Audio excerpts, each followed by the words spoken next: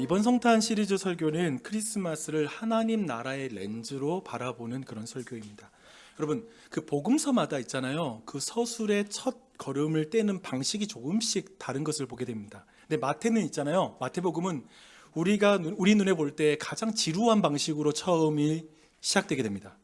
뭐냐면 아브라함과 다윗의 자손 예수 그리스도의 세계라 하고 말하고 나서 쭉 뭐가 나오냐면 족보 이야기가 나옵니다. 족보 이야기 되게 지루하지 않습니까? 그냥 빨리 넘기고 싶은 부분이죠. 근데 여러분, 그 과거에는 있잖아요. 이 족보는 마치 이력서와 같고 자기소개서와 같은 그런 것입니다. 그래서 여기 안에 예수 그리스도를 소개하는 내용들이, 중요한 정보들이 굉장히 많이 들어가 있는 거죠. 생각해 보세요.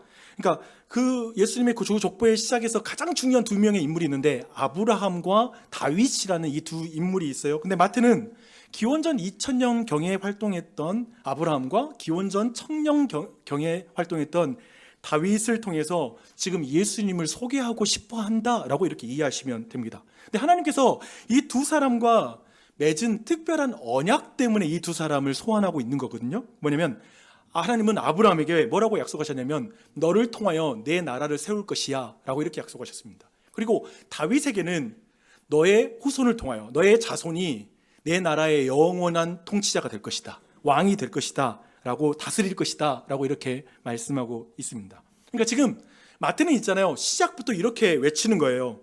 예수님은 아브라함과 다윗에게 하신 그 약속대로 오신 그 메시아이다, 그 왕이다. 그리고 아브라함과 다윗에게 하신 그 약속을 지키시는 왕이시다. 이제 다윗의 자손이신 예수 그리스도의 한번 그가 어떻게 이 땅에 오셨는지를 한번 볼까? 라고 이렇게 이제 열어가는 것이죠. 그래서 18절과 19절에 이제 그 내용이 시작됩니다. 예수 그리스도의 나심은 이러하니라. 그의 어머니 마리아가 요셉과 약혼하고 동거하기 전에 성령으로 잉태된 것이 나타났더니 그의 남편 요셉은 의로운 사람이라 그를 드러내지 않고 가만히 끊고자 하여 라고 말합니다.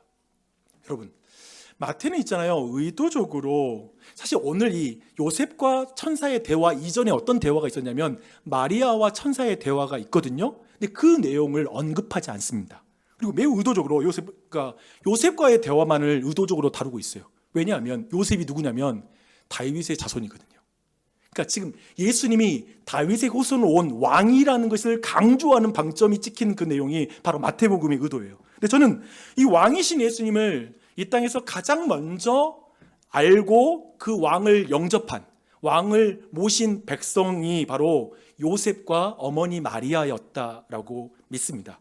근데 여러분, 사실 오늘 내용 잘 보면 있잖아요, 요셉의 경우에 가장 성숙한 방식으로, 가장 조용한 방식으로, 결국 가만히 끊는 방식으로 왕이신 예수님의 곁을 떠나기로 여기서 결정해요. 아까 봤죠? 가만히 끊고자 하였다. 그러니까 가만히 그 왕과의 관계를 끊고 싶었던 사람이었습니다. 왜 그랬냐면 메시아가 자신이 이해할 수 없는 방식으로 이 땅에 내려왔기 때문에 그는 그 관계를 가만히 끊고자 했습니다. 그래서 오늘 여러분, 이 말씀을 통해 저는 오늘 두 가지를 여러분과 함께 나누려고 해요. 첫 번째는 뭐냐면 왜 크리스마스의 주인공이신 그 왕이신 예수님을 우리는 받아들이기 힘들어하는지 그 이유를 함께 살펴볼 것입니다. 때로는 요셉과 함께 질문할 것이고요, 때로는 요셉의 곁에서 우리가 함께 질문하면서 예수님의 탄생의 그 방식, 되게 이해할 수 없는 그 탄생의 방식에 대해서 여러 가지 질문을 해보고 성경에서 그 답을 찾아가는 그러한 시간이 될 것입니다. 두 번째 여러분과 나누고 싶은 건 뭐냐면 요셉은 어떻게 그 이해를 넘어선 그 왕을 자신의 그렇게 받아들이고 예수님의 첫 백성이 되었는지 그 내용을 여러분과 함께 나누도록 하겠습니다. 여러분, 그 마태는 있잖아요, 어머니 마리아가 요셉과 약혼한 상태에서 동거하기 전에 성령으로 잉태된 것이 나타났다라고 오늘 말씀에서 말하고 있습니다. 쉽게 말하면 배가 불러서 티가 난 것 같아요. 그렇죠? 그리고 그것을 요셉이 가장 먼저 알아차린 것 같아요. 누구보다 임신한 것을 사랑하면 제일 먼저 알아차리는 거지. 그런 것 같아요.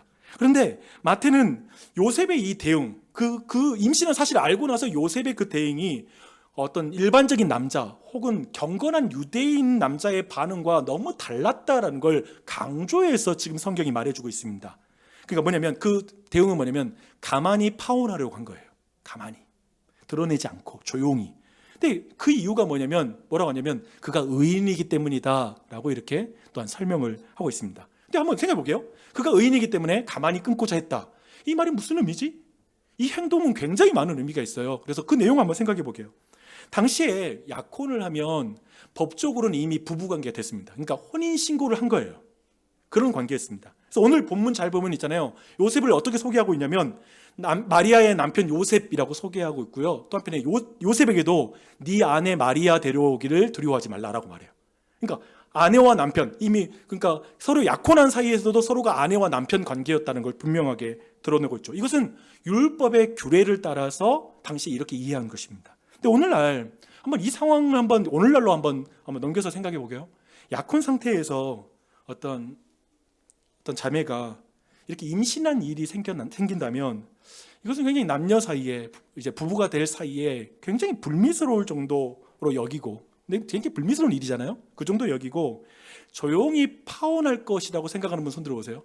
나는 그렇게 되면 조용히 파혼할 거야. 이렇게 생각하는 분도 있을 거고요. 또 한편에 너무 화가 나면 상대의 그 부도덕을 직장에까지 다 까발리고, 또 한편에 앞에서 막 다 까발려 버릴 거야, 막 이렇게.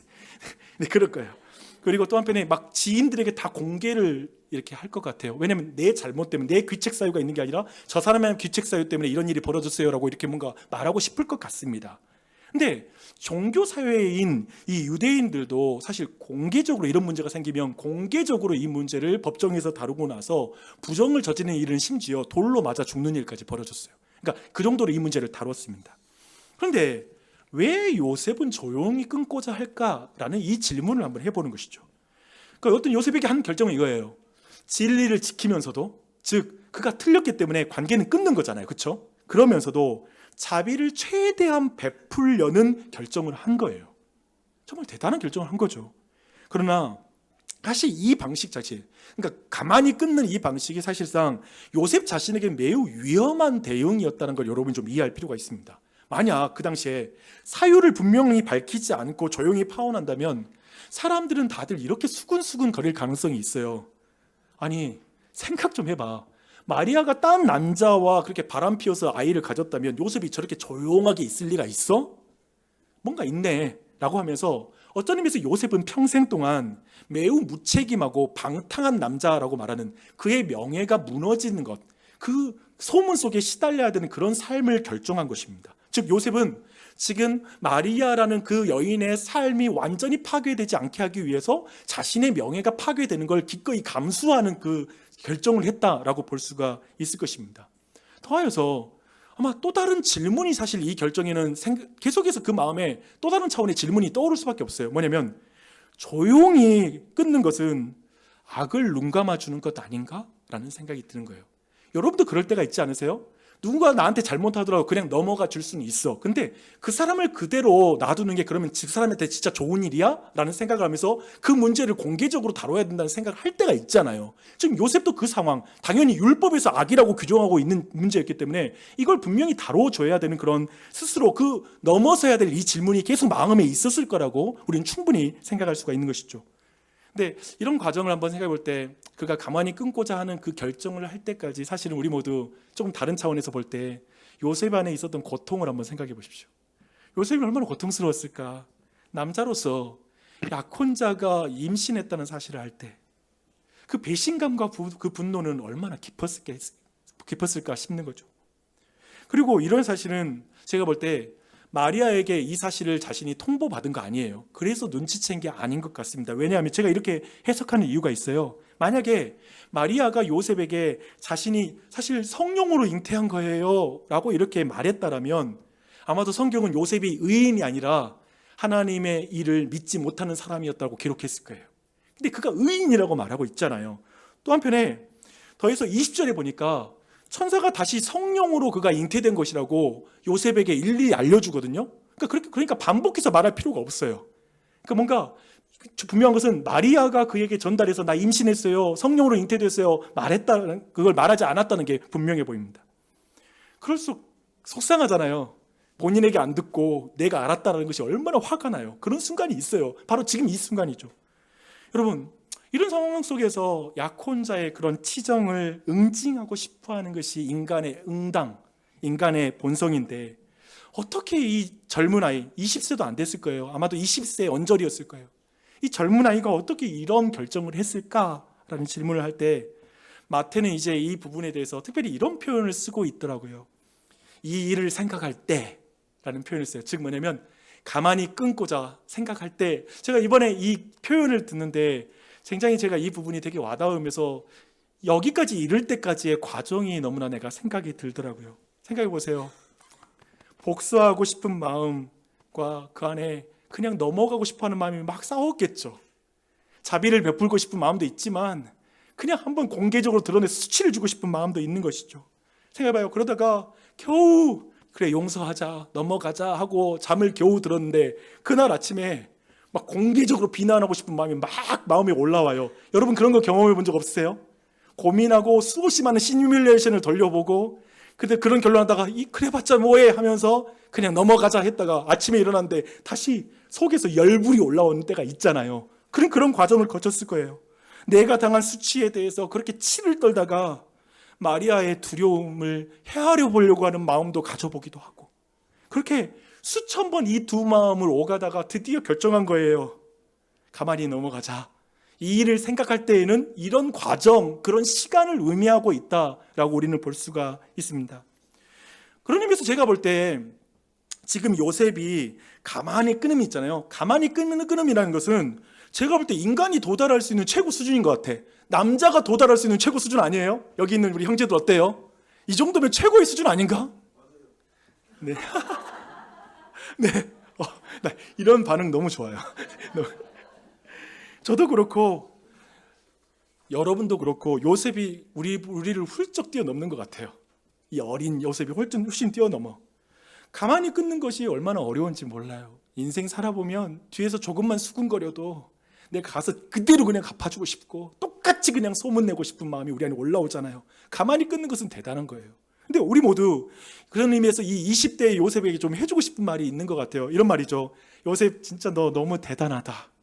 그만하면 충분히 잘한 거야. 됐어. 가만히 끊는 거면 됐어.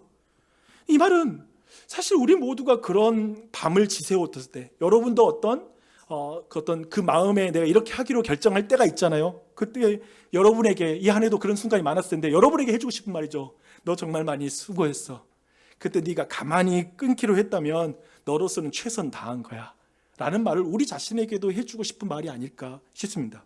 그런데 여기에 딱 머물잖아요. 가만히 끊는 것에 머물면 그것은 탁월한 종교인까지는 되는데 하나님 나라의 백성은 될 수가 없어요. 지금 마태는 그걸 지적하는 거야. 거기까지 머물면 안 돼요. 왜냐면 아기 예수님을 왕으로 모셔드릴 수는 없는 거예요. 지금 요셉이 여기에서 가만히 끊어버리잖아요. 아기 예수님을 영접하는 존재는 될 수가 없는 거예요. 그 왕을 만날 수는 없는 거예요. 근데 하나님이 그것을 두고 보지 않아요. 우리가 이 예수님과의 관계에서 가만히 끊는 것을 두고 보지 않습니다. 왜냐하면 하나님 나라의 핵심은 성숙한 당신이 되는 것이 아니라 왕을 모시는 당신이 되는 게 목적이기 때문에 그래요. 여러분이 예수님을 왕으로 모시기 원하지 여러분이 교회에 다니면서 착한 사람 되게 만드는 게 기독교의 목적이 아니에요. 성경의 목적이 아닌 것이죠. 그래서 하나님은 어떻게 하시냐면 요셉에게 천사를 보내주세요. 천사를 보내요. 이렇게 보면 요셉은 정말 성숙한 사람이지만 왕이신 예수님을 품는 백성이 되기 위해서는 하나님의 도움이 필요한 사람이에요. 우리 모두 마찬가지예요. 여러분 이 자리에 나 법 없이 살 수 있어. 나 누구에게 크게 피해 준 적도 없어. 나 이 정도 가만히 끊고 살았으면 나 잘 살았잖아. 나 도덕적으로 괜찮아. 라고 이 자리에 와 계신지 모르겠어요. 너무 잘하셨어요. 하지만 여러분의 힘으로 예수 그리스도를 여러분의 왕으로 모셔드릴 수 없을 거예요. 여러분 모두에게 예수님의 도움이 필요합니다. 천사가 필요합니다. 이 지점에서 우리는 한번 자연스럽게 우리 모두의 모습을 한번 돌아보면 좋겠습니다. 사실 현대인들도 요셉처럼 가만히 끊는 선택을 하면서 크리스마스의 곁에 머무는 그런 결정을 하기 쉽습니다. 문제는 우리 모두가 너무 거칠고 반항적이어서, 복음에 대해서 반항적이고 예수님께 반항적이어서 그렇게 크리스마스의 곁에 머무는 것이 아니라 오히려 너무 젠틀해서, 너무 우리가 성숙함을 추구해서 크리스마스에 참여하지 못하고 있을 수 있다는 것이죠. 마치 요셉처럼. 어떤 이들이 이렇게 말해요. 처녀가 아이를 낳는다는 게 정말 가능한 일인가요? 너무 비과학적인 거 아니에요? 나는 복음서를 펼치고 나서 처음부터 이런 이야기가 나올 때 벌써 성경이 정말 잘 이해가 안 돼요. 물론 그분들이 조롱하는 건 아니에요. 공격하지도 않아. 다만 조용히 마음속에서 이렇게 말하는 거죠. 이건 내가 받아들이기엔 너무 낯설어. 이런 것을 받아들이기엔 나는 좀 생각이 많은 것 같아. 이렇게 젠틀하게 말할 거예요. 그래서 우리에게, 그런 사람에게 크리스마스는 어떤 전통과 분위기로는 좋지만 그 크리스마스 이야기 속에는 빠져들 수가 없는 그 이야기가 돼버리는 것이죠. 이것 역시 가만히 끊는 행동일 것 같아요. 또 다른 이들은, 이 자리에 계신 분들은 도덕적으로 너무나 반듯한 사람도 있을 것 같아요. 나는 남에게 피해 주지 않았고요, 또 한편에 내 자리에서 얼마나 최선을 다해서 살아왔는지 모릅니다. 요셉처럼 충분히 의롭고, 요셉처럼 충분히 책임감 있고, 충분히 성숙해 보이는 삶을 살고 있는 분도 이 자리에 있을 거예요. 어떤 의미에서 교회 다닌 사람보다 자신이 믿지 않는 내가 더 어쩌면 도덕적이라고 생각하는 분이 이 자리에 앉아 있을 수 있어요. 그러나 바로 그 지점에서 이렇게 말하는 거죠. 이 정도면 충분하지 않나요? 이 정도 살면 충분하지 않나요? 그 순간 그들은 아기 예수를 그냥 위로와 상징으로 환영하지만 왕으로는 받아들일 수 없는 상태인 것이죠. 나의 왕으로, 나의 주인으로 만날 마음이 없죠. 어떤 이들이 이렇게 말합니다. 나는 사실 이전 교회에서 너무나 상처를 많이 받았어요. 그래서 저는 정말 조용히 거리를 두고 예배하고 싶네요. 그들은 교회를 공개적으로 비난하지 않습니다.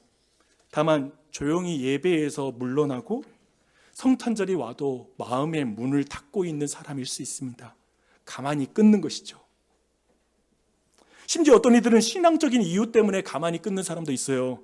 하나님은 너무 이해가 안 되지만 그래도 내가 판단하지는 않을게요 라고 말하면서 이 사람은 분노도 하지 않을 수 있어요. 여러분, 이 자리엔 누구도 하나님께 항의해 본 적이 한 번도 없어요. 이번 올 한 해 난 되게 젠틀해. 다만 더 이상 나는 하나님께 묻지도 않고, 더 이상 기대하지도 않고, 더 이상 그분에게 내 마음의 문을 열고 있지도 않아요. 이것은 불신앙이 아니라 매우 젠틀한 단절이죠. 이처럼 오늘날 많은 사람들은 요셉처럼 상처 입었고, 요셉처럼 깊이 고민했고요, 요셉처럼 인간적으로 할 수 있는 최선을 다하고 오늘 이 자리에 와 있을 수 있을 거예요. 한 해 동안 얼마나 수고했어요. 그렇게 와 있어요. 그러나 바로 그 자리에 멈추는 거죠. 그 자리에 딱 멈춰버리는 거예요. 가만히 끊으면 인간적으로 가장 성숙한 선택일 수 있지만 하나님 나라에 들어가지 않는 선택일 수 있다는 걸 주의하십시오. 사실 제가 볼 때 크리스마스는 매우 불편한 날입니다. 매우 불편한 게 크리스마스입니다. 왜냐하면 크리스마스는 우리 모두 그만하면 충분하다라고 말하는 우리에게 예수님은 아니다, 너는 너의 삶에 나를 왕으로 모셔드려야 된다, 아직 너는 부족하다라고 말하고 있기 때문에 크리스마스는 불편합니다. 크리스마스는 우리에게 착해지라고 요구하지 않습니다. 크리스마스는 우리에게 성숙해지라고 요구하지도 않습니다. 다만 한 가지를 요구할 뿐입니다. 너의 마음을 열고 아기 예수를 너의 왕으로 모셔드려라, 그걸 받아들여라, 그렇게 요구합니다. 이 방식은 이해할 수 없는 왕이죠. 너무나 터무니없는 요구입니다. 그래서 우리 모두에게도 요셉에게 천사가 필요했던 것처럼 우리 모두에게도 하나님의 도움이 필요하다는 걸 이 시간 여러분이 고백했으면 좋겠습니다. 진짜 이 크리스마스의 주인공인 예수님을 만나기 위해 내가 다른 하나님의 도움이 필요하다는 걸 인정하는 것이죠. 인간의 최선에서 멈추지 않고 하나님 나라의 개입을 받아들이는 것, 그것이 은혜이죠. 여러분에게 그 은혜가 있기를 바랍니다. 그것이 바로 크리스마스의 은혜입니다. 아멘. 요셉에게 있었던 그 은혜입니다. 저는 여러분의 그 은혜가 임했으면 좋겠어요. 이게 첫 번째 단락의 내용입니다. 이제 어떻게 그러니까 요셉이 그 은혜가 필요한 사람인데 이제 천사는 어떻게 그에게 말했길래 그가 이해할 수 없는 왕을 그가 받아들이는지 이제 그 내용을 볼 차례입니다. 천사는 요셉이 가진 오해들을 풀어줍니다.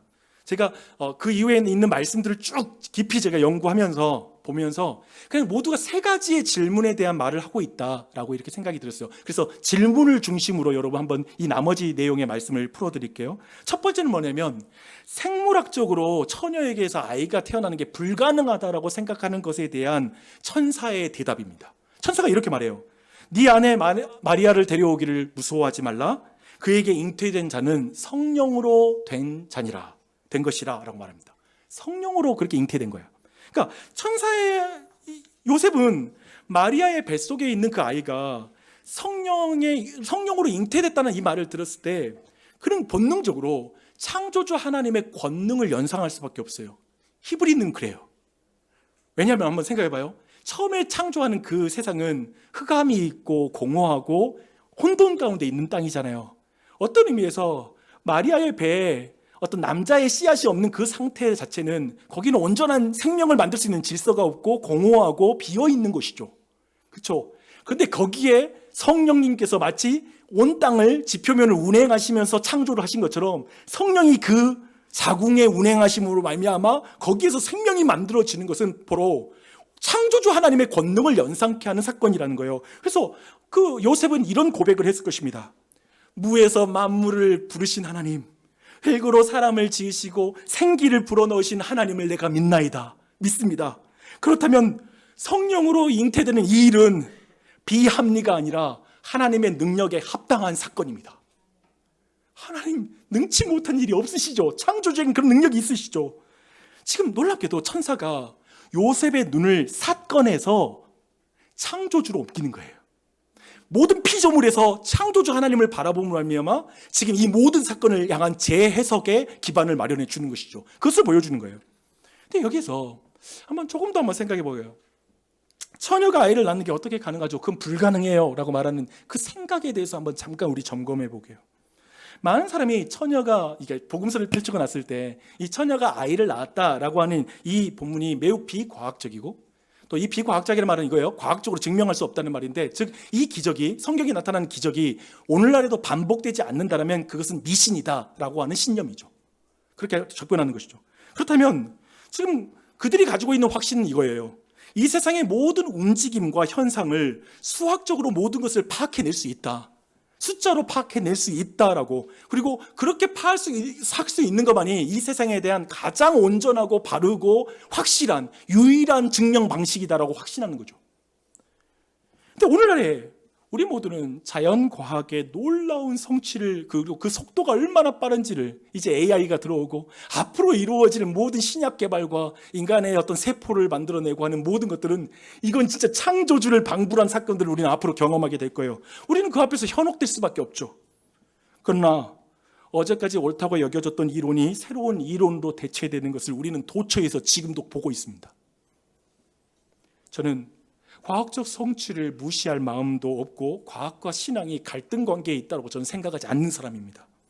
그러나 저는 과학에 문제가 있다고 생각하는 것이 아니라 그 과학으로 모든 것을 닫아버리는 인간의 확신이 문제다라고 생각합니다. 즉 과학으로만 이 땅에 있는 모든 현상과 삶을 다 해석해낼 수 있다라고 생각하는 그 과학 만능주의가 문제라고 생각하는 것입니다. 저는 그런 과학은 교만한 과학이라고 생각합니다. 저는 우리 교회에 늘 말해왔습니다. 종교는 과학 앞에 겸손해야 된다. 그렇게 우리는 존경할 필요 있어요. 그러나 동시에 과학은 하나님의 말씀 앞에서 겸손해야 됩니다. 저는 과학과 이성에 대한 확신 때문에 크리스마스의 주인공이신 예수님과 지금 가만히 끊고 계셨던 분이 이 자리에 계시다면, 이런 일은 터무니없어, 생물학적으로 불가능해 라고 생각하면서 그것에 대해서 마음으로 계속 인정하지 않는 분이 이 자리에 계시다면 그분에게 말씀드리고 싶어요. 창조주가 계시다라는 전제를 가져보십시오. 그렇다면 처녀 탄생은 불가능이 아니라 일관성입니다. 창조를 할 때 그 창조주의 능력이 일관적으로 나타난 사건인 거죠. 이제 첫 번째 질문이었어요. 두 번째예요. 이제 천사의 말은 이제 방금부터는 생물학적 반론에 대한 답이었다면 이번에는 이제부터는 종교적인 반론에 대해서 한번 살펴보도록 하겠습니다. 우리 모두는 사실 자신이 선호하는 신이 있습니다. 여러분마다 사실 마음으로 자신이 만든 신이 있어요. 나는 하나님이 이런 분이라고 생각해 라는 말을 꼭 합니다. 자기가 만든 성상이 있습니다. 그리고 여러분은 모두 스스로 종교에 대한 신념이 있습니다. 그리고 기독교를 나는 이 정도 생각하기 때문에 여러분은 그 기준에 따라서 종교 생활을 하고 있는 것이겠죠. 여러분 모두 거기에 대한 관점도 있습니다. 그런 기준, 여러분이 가지고 있는 그 기준으로 본다면 왕이 오시는 이 방식, 즉 처녀의 몸으로 아기로 이 땅에 오시는 하나님에 대한 이 방식에 대해서 우리 모두는 크게 두 가지의 질문을 피할 수 없다라는 생각이 들었습니다. 그 첫 번째 질문이 이거예요. 왜 예수님은 처녀의 몸을 통해서 오시는가? 기혼 여성을 통해서 성령으로 잉태해서 나면 안 돼?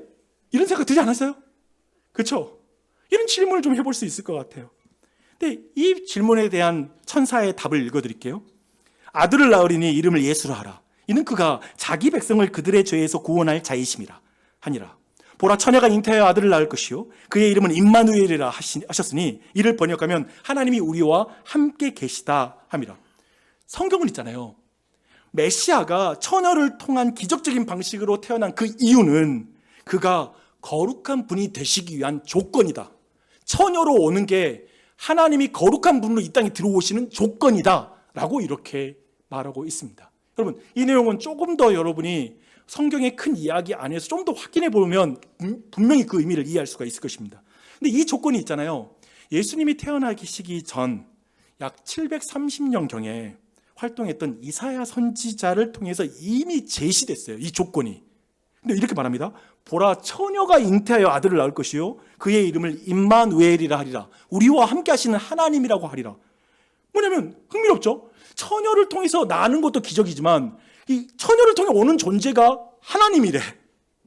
그러니까 인간이면서 하나님일 것이다. 그런데 처녀를 통해서 올 것이다 라는 이 예언을 730년 전에, 예수님이 오시기 전에 그 말씀을 하고 있다라는 것이죠. 그런데 지금 이 조건은 더 오래 가서 성경이 시작하는 지점부터 이것에 대한 예언이 있었습니다. 창세기 3장 15절에 보면 인간을 죄로 유혹했던 뱀에게 하나님께서 예언하시는 말씀이 있어요. 뭐라고 하냐면 내가 너로 여자의 원수가 되게 하고 내 후손도 여자의 후손과 원수가 되게 하리니 여자의 후손은 내 머리를 상하게 할 것이다. 흥미로워요. 여자의 후손이라고 말하고 있죠. 근데 흥미롭게도 마태복음 1장 오늘 족보 있잖아요. 이 족보는 사실상 어떻게 족보는 진행되냐면 아버지가 누구를 낳았다, 아버지가 누구를 낳았다라고 전개되는데 16절에서 이렇게 말하거든요. 야곱은 마리아의 남편 요셉을 낳았다. 이렇게 된다면 이 다음 전개는 어떻게 돼야 되죠? 요셉이 예수 그리스도를 낳았다라고 말을 해야 되는데 이렇게 말해요. 마리아에게서 그리스도라 칭하는 예수가 나시니라. 할렐루야. 그러니까 여기서 틀어버리는 거예요. 막 틀어버리는 거예요. 왜냐하면 마태는 오래전부터 제시되었던 메시아가, 즉 하나님에서 인간에게 태어나는 그 처녀에게 태어나는 그 독특한 존재에 대한 오래된 약속들을 의식하면서 지금 마지막에서 틀어버리는 거죠. 마리아에게서 예수가 났다라고 이렇게 말씀하고 있는 것이죠. 그렇다면 한번 이젠 그 다음 질문을 가야 돼요. 왜 예수님은 여자 그리고 구체적으로 처녀에게 몸을 통해서 오셔야 했는가라는 이 질문입니다. 답은 이것입니다. 그는 인간을 초월한 거룩한 존재, 창조주로서 사람이 되신 분이기 때문에 원래 창조의 방식 그대로 오는 거죠. 사람이 만들 가능성 자체를 지워버리고 하나님만이 하실 수 있는 방식으로 그 존재가 특별하다는 걸 드러내는 것이죠. 창조의 능력이 드러나는 방식으로만 그분을 출생해왔다는 거예요. 그런 의미에서 여자의 몸으로 오시는 것이죠. 죄가 없는 거룩하신 하나님만이 죄인을 위해서 대신 형벌을 당할 수 있기 때문에, 죽을 수 있기 때문에 인간이 되셨고요. 그리고 그분은 죄가 없어야지만이, 죄인이 죄인을 구원할 수는 없죠. 죄가 없어야지만이 죄인을 대속하는 그 진정한 조건을 갖추기 때문에 그분은 처녀를 통해서 오셨습니다. 거룩하신 성자 예수님의 보혈만이 모든 시대와 모든 지역과 모든 사람, 그 믿는 모든 사람들의 죄를 용서할 수 있는 능력이 있습니다. 이것을 성경이 말하는 것이죠. 그가 그냥 인간이었다면, 그저 인간으로서 죽었다면 그저 한 사람을 살리고 죽는 죽음에 지나지 않았겠으나 그는 하나님으로서 죄가 없는 자로서 죽음을 죽었기 때문에 모든 인류, 영원토록 모든 인류를 죄로부터 구원하는 능력이 있는 존재가 되신 것입니다. 우리 모두는 이러한 이야기들 안에서 아니, 하나님이 정말 그렇게 능력이 많다면 타노스처럼 손가락을 튕겨서 구원할 수 없나요? 왜 이렇게 간단한 방식을 두고 왜 이렇게 복잡한 과정을 거칩니까? 라는 이 질문이 머리에서 떠나지 않을 것입니다. 하나님은 능력으로만 본다면 손가락을 튕겨서 구원하실 수 있는 분이십니다. 그러나 그들의 하나님의 공의로운 성품으로는 그렇게 할 수 없습니다. 하나님은 모든 일을 행하실 때 자신의 속성과 성품을 위반하고 일할 수는 없습니다. 마치 여러분도 때로는 너무 불쾌하지만 나를 부정하고 일할 때가 제일 싫잖아요. 근데 이익을 위해서라면 타협할 때가 있잖아요. 내 존재를 부정하고 그 일을 할 때가 있잖아요. 근데 하나님은 그럴 수 없다고요. 하나님은 공의로운 분이세요. 죄의 형벌이 없던 일로 만들 수는 없다는 거예요. 그러므로 구원은 손가락 한 번을 튕겨서 만들고 처리할 수 있는 그런 마술이 아니라 죄의 대가를 누군가 감당하는 사건이어야 됩니다. 타운스처럼 그런 의미에서 간단하게 하나님이 구원해야 되는 거 아니야 라고 생각하는 분들은 21절을 주목하십시오. 그의 이름을 예수라 하라. 그가 자기 백성을 그들의 죄에서 구원할 자이심이라. 자기 백성을 그들의 죄에서 구원할 자이심이라. 죽을 수밖에 없는 죄인을 구원할 방법은 죄의 형벌을 대신 받음으로만 가능합니다. 그래서 예수님은 처녀의 몸으로 오셔서 인간이 되셨고 또 한편에 하나님이심으로 죄가 없는 분으로서 사람의 죄를 대속하는 분이 되셨습니다. 그 예수님이 우리에게 오셨습니다. 메리 크리스마스. 메리 크리스마스. 이제 두 번째 질문을 마쳤습니다. 마지막 질문을 볼 차례입니다. 오늘 말씀을 보면서 있잖아요. 혹시 이런 생각이 좀 든 분 계세요? 처녀를 통해서 메시아가 오기로 예약되었다는 것은 충분히 제가 확인했습니다. 그렇다면 질문이 있습니다. 왜 굳이 정혼 상태에 있는 마리아의 몸에 오시는 것인가요? 그냥 미혼인 처녀인 마리아로 먼저 잉태한 다음에 요셉에게 그 사실을 알려줘가지고 마리아를 받아들이면 좀 무겁지 않은 처벌과 함께 아내를 맞아들이기에 편할 것 같고 요셉 자신에게 그 깊은 고뇌의 밤을 보내지 않아도 되잖아요. 좀 그렇게 일해주면 안 될까요? 왜 이렇게 심각한 불륜으로 오해받아서 죽임을 당할 수 있는 상황의 방식으로 오시나요? 왜 이렇게 우리 하나님은 이렇게 위험한 방식을 즐기시나? 요셉이 좀 고민 좀 빠지지 않는 방식으로 일하시면 안 되나요? 이런 질문이 이 안에 있을 수 있겠죠. 그런데 여러분, 지금 이 방식이 너무나 필요했던 것은 예수님이 요셉과 마리아의 적법한 자식이 되기 위해서 그렇습니다. 뭐예요? 그리스도는 오래전 다윗에게 주신 영원한 왕권을 계승하는 메시아로 오신 거죠. 그런 의미에서 다윗의 자손 요셉아 라고 말하거든요. 성경을 보면 요셉은 다윗의 자손이고 법적으로 그의 자손으로 태어남으로 왕권을 가진 자로 오는 것이죠. 이걸 해야 됐습니다. 여러분 한번 말씀을 좀 정리해봐요. 천사는 왜 처녀를 통해 예수님이 태어나시는가? 그리고 왜 요셉과 정혼한 마리아를 통해서 태어나시는가? 굳이 왜 이런 방식으로 복잡하게 메시아가 오시는가? 좀 이해할 수 없는 방식이기도 하고 너무 위험한 방식이기도 하고 너무나 정말 이런 방식 오지 않았으면 좋겠는데 라고 생각하는 그 모든 것을 종합하면서 이 말씀으로 그 내용을 종합합니다. 이 모든 일이 된 것은 주께서 선지자로 하신 말씀을 이루려 하심이라. 선지자로 하러 이룬다고 하신 그 말씀대로 이루려 하심이라. 마태는 이렇게 외치는 것 같아요. 바로 이 복잡한 조건을 담은 성경의 오랜 예언을 예수 그리스도가 성취하셨으니 바로 이분이 성경이 말하는 그 메시아가 아닙니까? 어디에서 이런 조건을 충족할 수 있겠습니까? 처녀로 태어나는데 하나님이라고? 도대체 이런 모든 조건을 종합하는 어떻게 가능합니까? 여러분, 이제 이 말씀을 이해한 요셉은 어떻게 반응할까요? 그의 입장을 번복할까요? 가만히 끊어버리기로 한 그 결정을 번복할까요? 이제 우리 모두는 그걸 주목할 차례죠. 근데 그 말을 주목하기 전에 어떤 의미에서 우리 모두에게도 한번 질문해야 돼요. 여러분은 예수 그리스도를 왕으로 모실 준비가 됐습니까? 아니면 가만히 끊고 있는 신앙생활을 하고 있습니까? 그렇다면 여러분의 입장을 번복시킬 준비가 되셨습니까? 방금 들었던 말씀, 어떤 의미에서 천사가 말하진 않았지만 설교자를 통하여서 하나님의 말씀이 선포되는 이 말씀을 들었을 때 여러분은 어떤 입장을 취하기로 지금 결정했습니까? 지금 이 순간에도 여러분은 가만히 끊고 있습니까?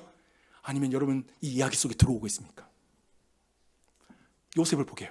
요셉은 그는 잠에서 깨어나자마자 주의 사자 곧 메신저가 분부한 대로 말한 대로 그가 이른 대로 그의 아내를 데려왔습니다. 그리고 아들을 낳기까지 동침하지 않았다고 말해요. 그 말씀을 이루는 그 일에 자기가 방해가 되지 않아.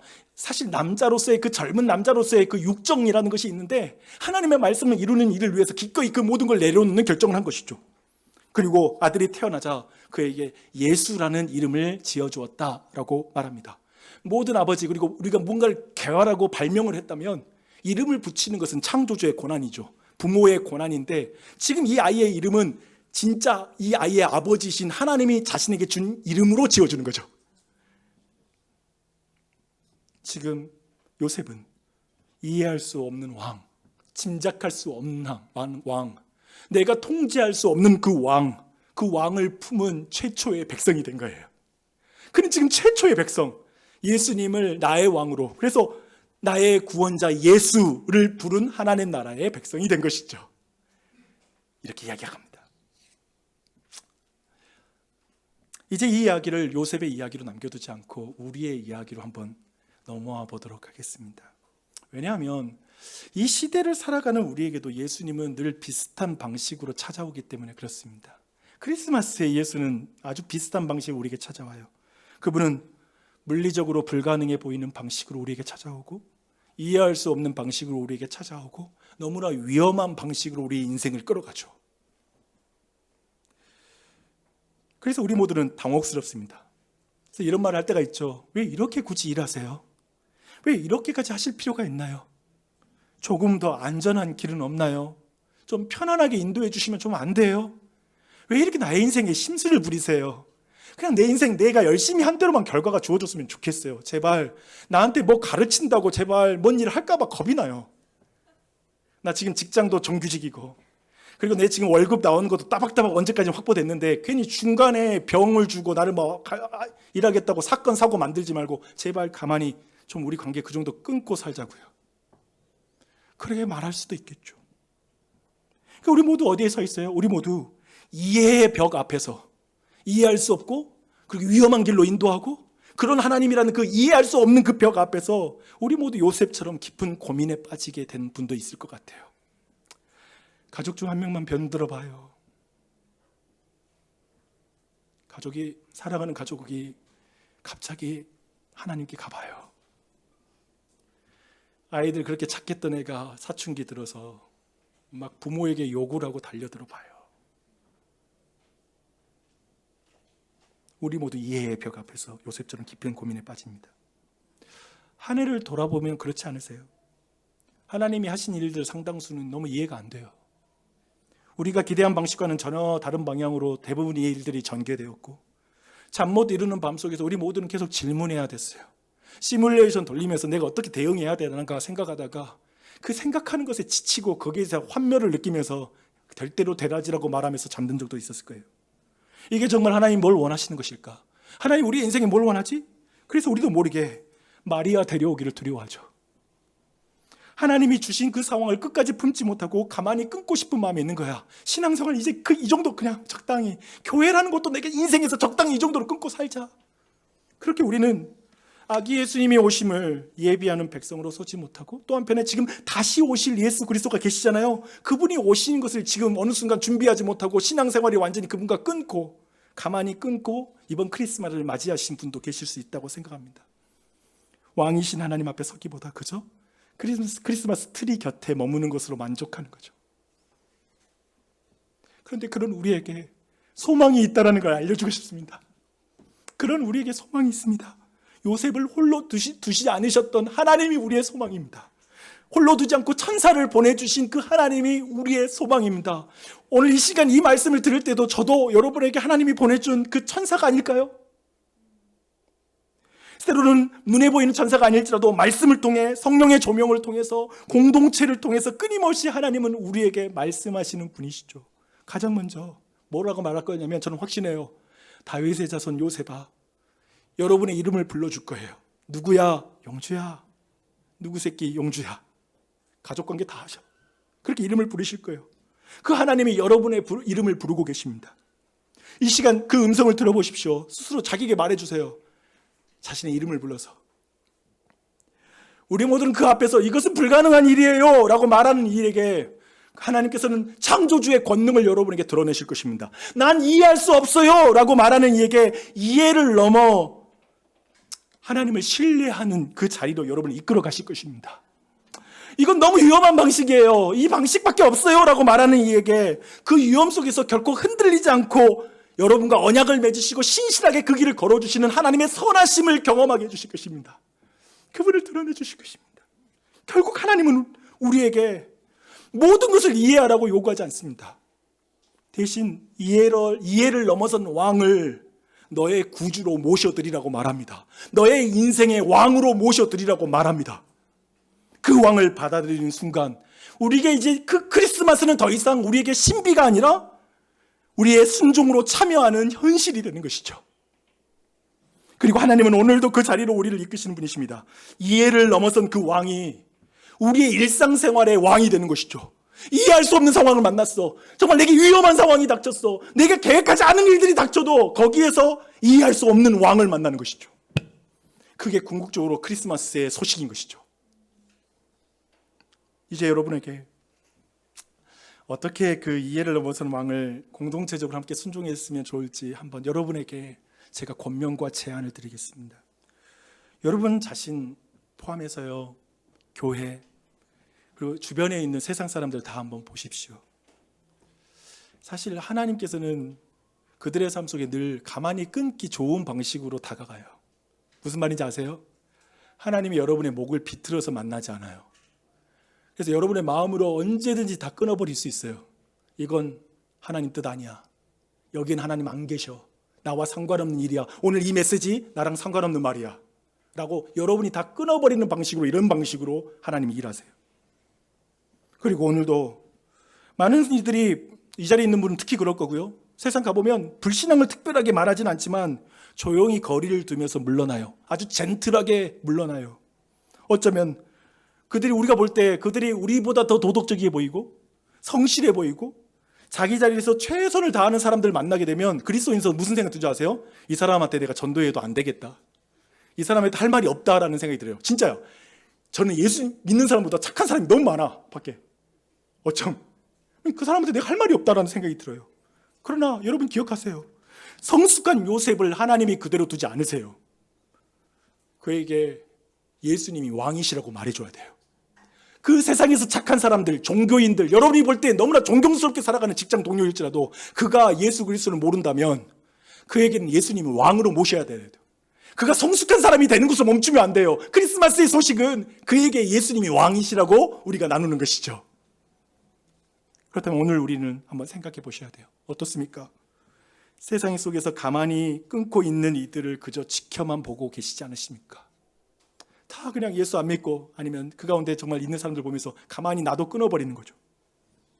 크리스마스의 백성으로 산다는 것, 하나님 나라의 백성으로 산다는 것은 누군가의 삶에서 내가 천사가 되어주는 그 일일 것이라고 믿습니다. 내가 천사일 수 있어. 내가 저 사람에게 천사일 수 있어 라고 말하는 것이죠.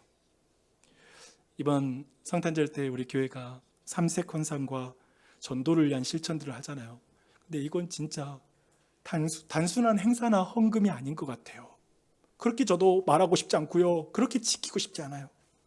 하나님 나라가 이웃의 삶 가운데 들어가는, 천사가 그의 삶 가운데 들어가는 통로가 될 것이라고 믿습니다.